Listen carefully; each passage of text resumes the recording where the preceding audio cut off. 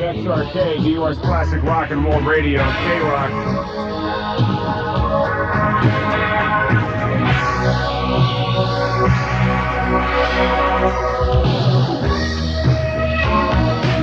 Broadcasting via satellite direct from the Sunset Strip in Hollywood. This is Live from the Whiskey. How you doing, everybody? I'm Jim Ladd from 97.1 KLSX in Los Angeles. And I'm Ed Shuckey from 94 WYSP in Philadelphia. Every month, the hottest stars in rock and roll are here live thanks to Pepsi and your local Pepsi bottlers coast to coast. Well, tonight, it is a true pleasure to welcome a real superstar, a lady, and a good friend of mine. I'd like everybody in the audience to give a very warm welcome to Miss Stevie Nicks.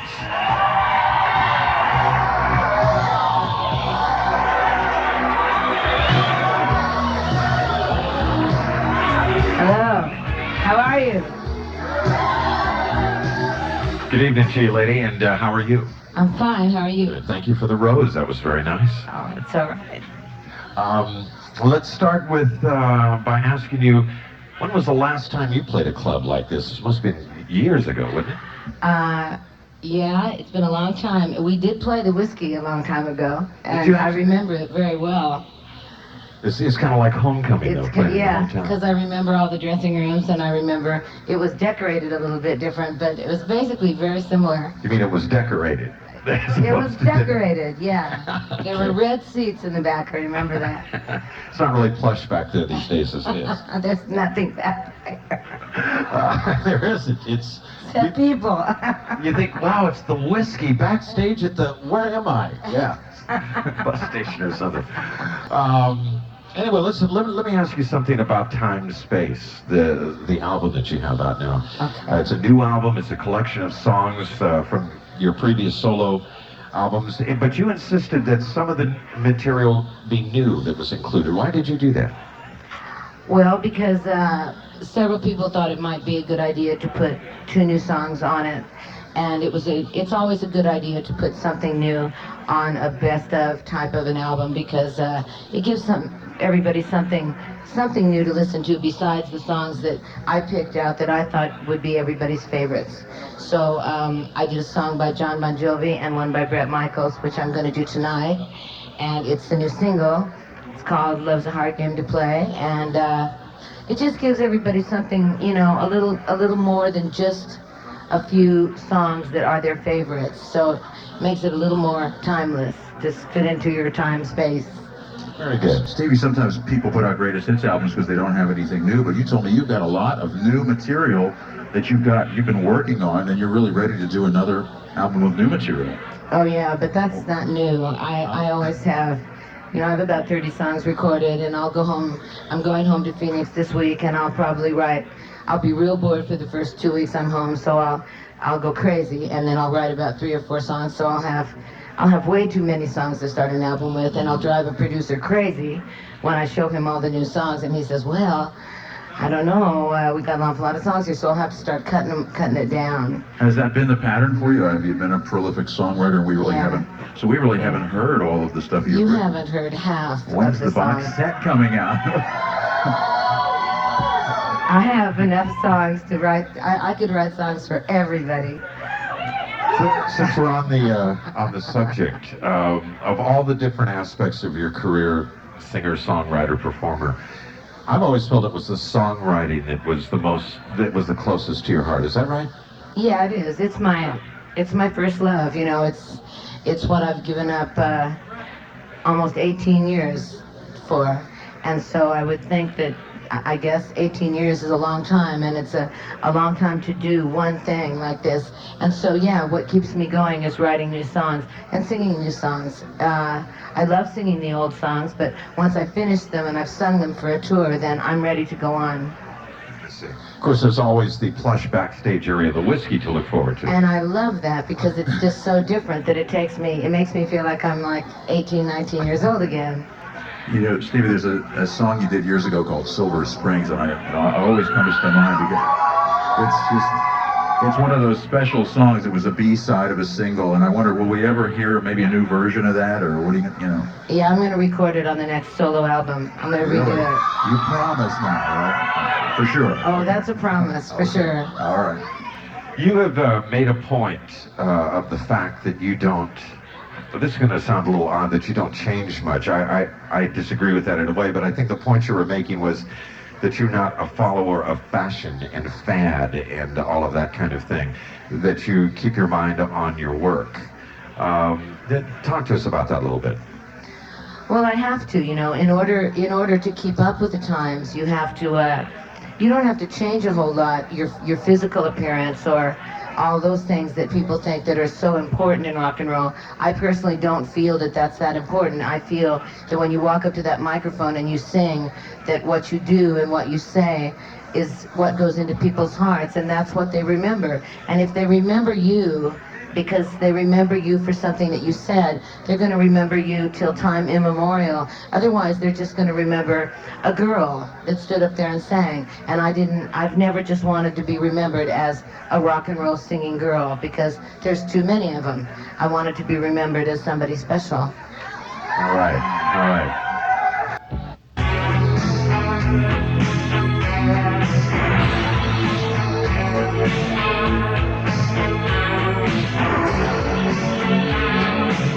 This is live from the Whiskey. We are absolutely live, beaming in by a satellite from the Sunset Strip in Hollywood. I'm Ed Shockey. And I'm Jim Ladd, and there's about 400 very special guests here with us tonight.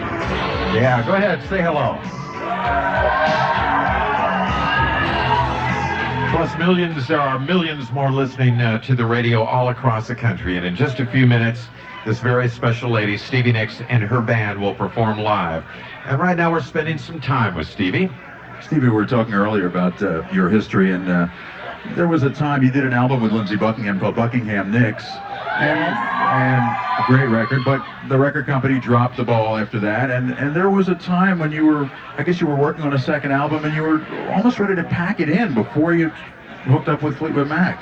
We started a second album, and it was on spec, which is like speculation. In other words, somebody else pays for it, or nobody pays for it, and you just do it.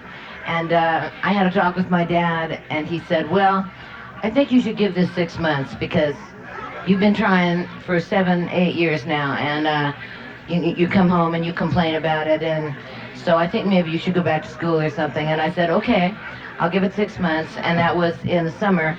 And then in October, I wrote Rhiannon and Landslide, and then I went up to Colorado. I mean, I wrote them up in Colorado, and then on on New Year's Eve, actually, 1974, Fleetwood Mac called and asked if we wanted to join him, and that was exactly 3 months before my goal was over, and I would have stopped and gone back to school.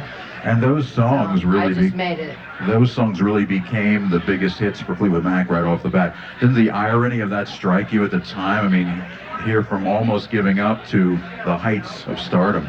Well, when I remember sitting in this beautiful house looking out over Aspen, Colorado, writing about the snow-covered hills, etc., and thinking, you know, this may not work. The irony of that strikes me, because I was really seriously going to give it up and use me. I was going to teach, and I was going to use my music in my teaching, but I was going to stop, because I figured, well, you know, the odds are 16 millions to 1 that anybody makes it in this business.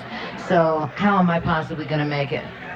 Well, obviously it's a good thing that, you know, it's nice that it was your father that encouraged you too, because usually parents, especially at that time, would have done anything to keep their daughter out of rock and roll, and that's really nice that he saw how much you needed it and encouraged you. My grandfather was a country western singer, so he'd already been through it once. I see.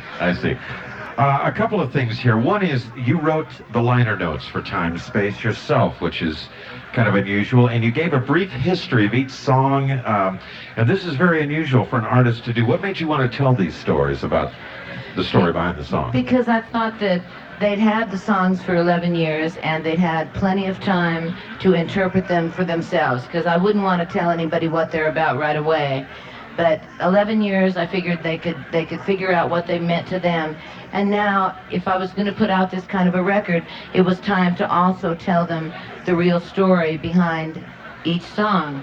And you have to realize there's still like 8 more songs on each record that I have not told the story of.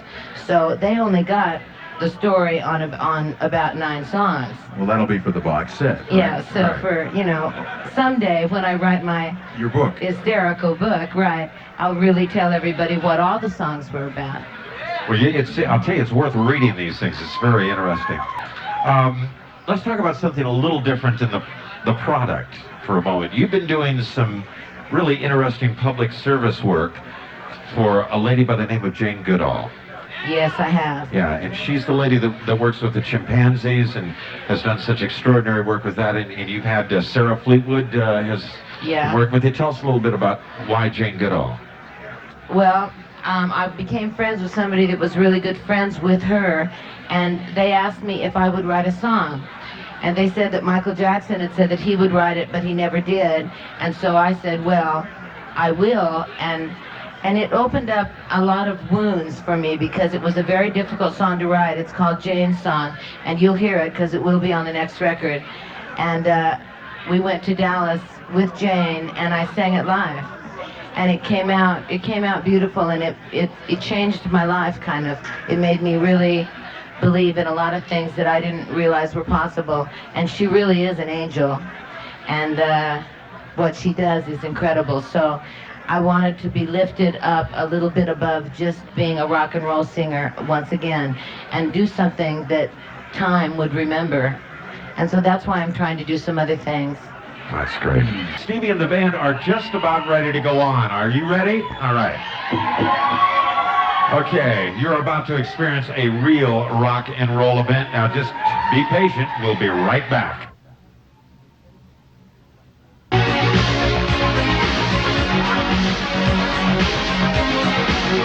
Well, we're back now, and this is live from the Whiskey.